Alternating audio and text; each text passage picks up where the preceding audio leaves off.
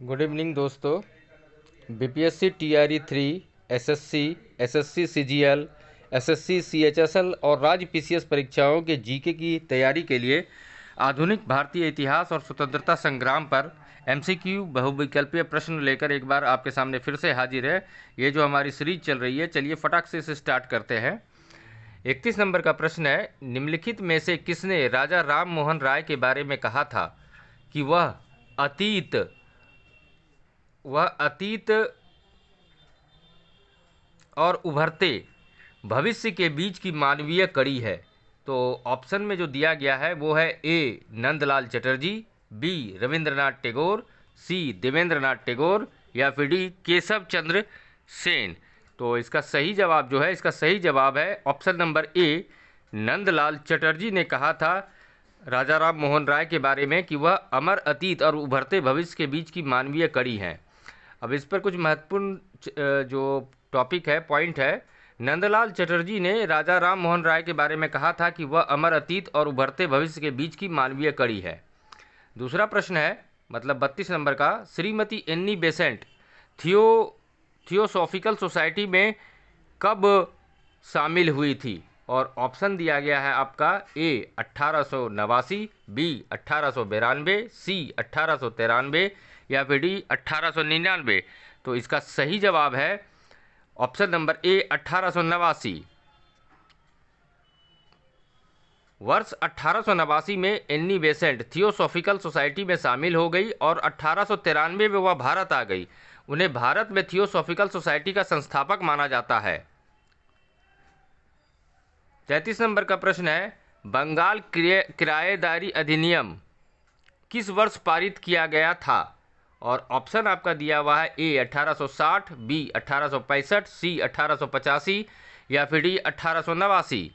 तो इसका सही जवाब देखते हैं। सही जवाब है इसका ऑप्शन नंबर सी 1885 में बंगाल किराएदारी अधिनियम पारित किया गया था। वर्ष 1885 में बंगाल किराएदारी अधिनियम पारित किया गया था। अधिनियम के अनुसार यदि किसान एक ही गांव में कम से कम 12 वर्षों तक वह भूमि रखता है तो उसे भूमि का अधिभोग अधिकार प्राप्त होगा। 34 नंबर का प्रश्न है, भारत के पहले प्रेस आयोग के बारे में निम्नलिखित में से कौन सा सही है? ऑप्शन दिया गया है, पहला में ए इसका गठन 1952 में हुआ था। दूसरा ऑप्शन है इसमें 11 सदस्य थे। तीसरा ऑप्शन है जीएस राजाध्यक्ष आयोग के अध्यक्ष थे। और चौथा है इसने 1954 में अपनी रिपोर्ट सौंपी थी।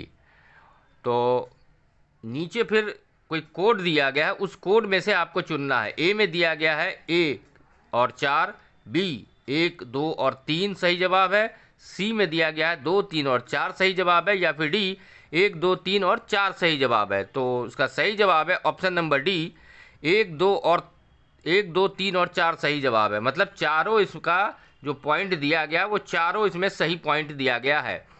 अब इसके बारे में थोड़ा जानते हैं। तो वर्ष 1952 23 सितंबर में भारत का पहला प्रेस आयोग गठित किया गया था।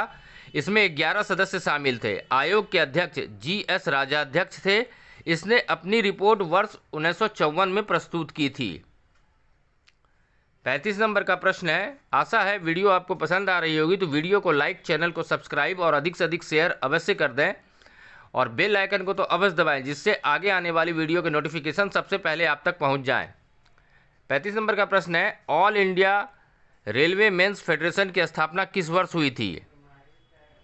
ऑप्शन में दिया गया है आपका ए 1925, बी 1929, सी 1933 या फिर डी 1939।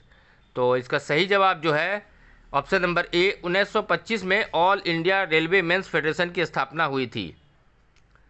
वर्ष 1925 में all India railway men's federation की स्थापना की गई थी। यह भारतीय रेलवे का पहला और सबसे बड़ा ट्रेड यूनियन था। 36 नंबर का प्रश्न है, बंगाल के स्वतंत्र राज्य की स्थापना निम्नलिखित में से किस राजा द्वारा की गई थी? दोस्तों, अगर इन वीडियो के पीडीएफ आप प्राप्त करना चाहते हैं तो आप हमारे व्हाट्सएप एवं टेलीग्राम चैनल को ज्वाइन करें, लिंक डिस्क्रिप्शन में मौजूद है। आपका ऑप्शन जो दिया गया है प्रश्न का ए इलियास, बी हुसैन शाह, सी मुर्शीद कुली खां या फिर डी अली वर्दी खां। तो प्रश्न क्या है? तो प्रश्न है बंगाल के स्वतंत्र राज्य की स्थापना निम्नलिखित में से किस राजा द्वारा की गई थी? और इसका जो सही जवाब है, इसका सही जवाब है ऑप्शन नंबर सी, मुर्शीद कुली खान। देखिए, बंगाल के स्वतंत्र राज्य की स्थापना मुर्शीद कुली खान ने की थी। मुर्शीद कुली खान ने अपनी ताकत और स्थिति को एकजुट किया और वर्ष 1719 में अपने नाम के बाद अपने राजधानी का नाम मखसूसाबाद से मुर्शिदाबाद रखा। मतलब मुर्शिदाबाद का उससे पहले क्या नाम था? तो मखसूसाबाद था, और 1719 में इसका नाम चेंज करके मुर्शिदाबाद रखा गया। किसने रखा? तो मुर्शीद कुली खान ने रखा। 37 नंबर का प्रश्न है, 18वीं सदी के भारत में जीज मोहम्मद शाही का विकास किसने किया था? और ऑप्शन आपका इस प्रकार है, ए नवाब आसफ उदौला, बी निजाम उल मुल्क, सी सवाई जयसिंह या फिर डी अकबर द्वितीय। और इसका जो सही जवाब है, इसका सही जवाब है option number C, Sawai Jai Singh के द्वारा 18वीं सदी के भारत में जीज मोहम्मद शाही का विकास किया गया था।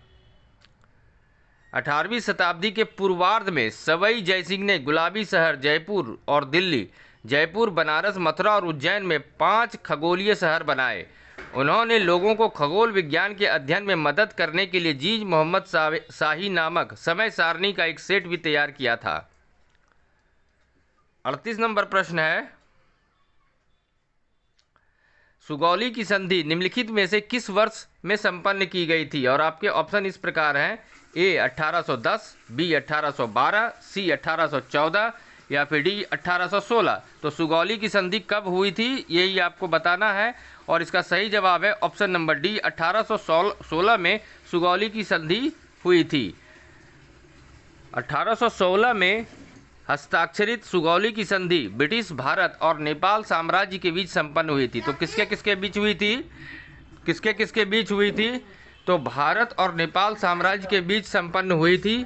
सुगौली की संधि ने गंडक को भारत और नेपाल के बीच अंतर्राष्ट्रीय सीमा के रूप में परिभाषित किया। संधि के तहत अंग्रेजों ने कुमाऊं और गढ़वाल के बड़े हिस्से पर कब्जा कर लिया। 39 नंबर का प्रश्न है, किंग जॉर्ज पंचम ने किस वर्ष राजधानी को कलकत्ता से नई दिल्ली स्थानांतरित करने की घोषणा की? और आपके ऑप्शन हैं, ए 1910 में, बी 1911 में, सी 1912 में या फिर डी 1913 में।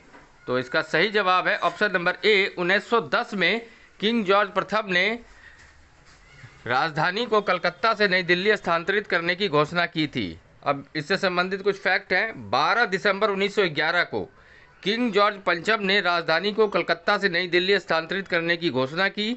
अंतर्निहित कारणों में से एक यह था कि बंगाल क्रांतिकारियों के कारण अंग्रेजों के लिए खतरनाक भूमि बन गया था। 15 दिसंबर 1911 को किंग जॉर्ज पंचम ने किंग्सवे कैंप में नई दिल्ली की आधारशिला रखी थी। नई दिल्ली के बड़े हिस्से की योजना एडविन लुटियंस ने बनाई थी। ठेका सर शोभा सिंह खुशवंत सिंह के पिता को दिया गया। निर्माण वास्तव में प्रथम विश्व युद्ध के बाद शुरू हुआ और 1931 तक पूरा हो गया। आज का अंतिम प्रश्न है,